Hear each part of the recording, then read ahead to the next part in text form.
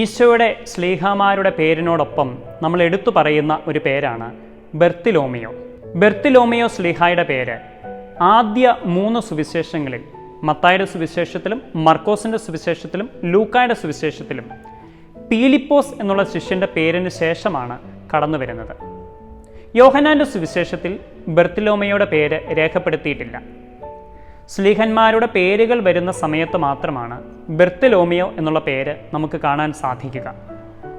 ചില ബൈബിൾ പഠിക്കുന്നവരൊക്കെ പറയുന്നത് ബർത്തിലോമിയോ എന്ന് പറയുന്ന വ്യക്തി നഥാനിയേലാവാൻ സാധ്യതയുണ്ട് എന്നാണ്.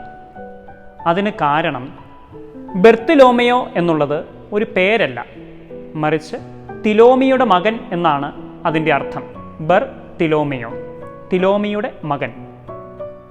രണ്ടാമതൊരു കാരണം, യോഹന്നാൻ്റെ സുവിശേഷത്തിൽ നഥാനിയേലിനെ പറ്റി സംസാരിക്കുന്നു, എന്നാൽ മറ്റ് 3 സുവിശേഷങ്ങളിലും നഥാനിയേലിനെ പറ്റി പരാമർശങ്ങളൊന്നുമില്ല. ആദ്യ 3 സുവിശേഷങ്ങളിലുള്ള ബർത്തിലോമിയോ യോഹന്നാൻ്റെ സുവിശേഷത്തിൽ ഇല്ലതാനും. മാത്രവുമല്ല, പീലിപ്പോസിൻ്റെ പേരിനോട് ചേർത്താണ് ആദ്യ 3 സുവിശേഷങ്ങളിലും ബർത്തിലോമിയോയുടെ പേര് നൽകപ്പെട്ടിട്ടുള്ളത്. പീലിപ്പോസിനോട് ചേർന്ന് യോഹന്നാൻ്റെ സുവിശേഷത്തിൽ കടന്നു വരുന്ന കഥാപാത്രം നഥാനിയേലാണ്. യോഹന്നാൻ്റെ സുവിശേഷം 1-ാം അധ്യായം അവസാന ഭാഗത്താണ് നഥാനിയേലിനെ വിളിക്കുന്ന രംഗം നമുക്ക് കാണാൻ സാധിക്കുക. പീലിപ്പോസ് ചെന്ന് നഥാനിയേലിനോട് പറയുന്നു, മോശയുടെ നിയമങ്ങളിലും പ്രവാചക ഗ്രന്ഥങ്ങളിലും ആരെപ്പറ്റി എഴുതിയിരിക്കുന്നുവോ അവനെ, ജോസഫിൻ്റെ മകൻ നസ്രായനായ ഈശോയെ ഞങ്ങൾ കണ്ടു. അപ്പോൾ നഥാനിയേൽ പീലിപ്പോസിനോട് ചോദിക്കും, നസ്രത്തിൽ നിന്ന് എന്തെങ്കിലും നന്മയുണ്ടാകുമോ? ഇതുവരെ കേൾക്കുമ്പോൾ നമുക്ക് മനസ്സിലാവുന്ന ഒരു കാര്യം, നഥാനിയേലിന് ഈശോയെപ്പറ്റി അത്ര വലിയ താല്പര്യമില്ല എന്നുള്ളതാണ്. എന്നാൽ നഥാനിയേലും പീലിപ്പോസും കൂടെ ഈശോയുടെ അടുക്കലേക്ക് നടന്നു വരുമ്പോൾ ഈശോ നൽകുന്ന സാക്ഷ്യം ഇങ്ങനെയാണ്: ഇതാ നിഷ്കപടനായ ഒരു യഥാർത്ഥ ഇസ്രായേൽക്കാരൻ. നഥാനിയേൽ തന്നെപ്പറ്റി ഈശോ ഇങ്ങനെ പറയുന്നത് കേട്ട് ഈശോയോട് ചോദിക്കും, റബ്ബി, അങ്ങനെ എങ്ങനെ അറിയുന്നു? അപ്പോൾ ഈശോ മറുപടി പറയും, പീലിപ്പോസ് നിന്നെ വിളിക്കുന്നതിന് മുൻപ് അത്തിമരത്തിൻ്റെ ചുവട്ടിൽ നീ ഇരിക്കുമ്പോൾ ഞാൻ നിന്നെ കണ്ടു.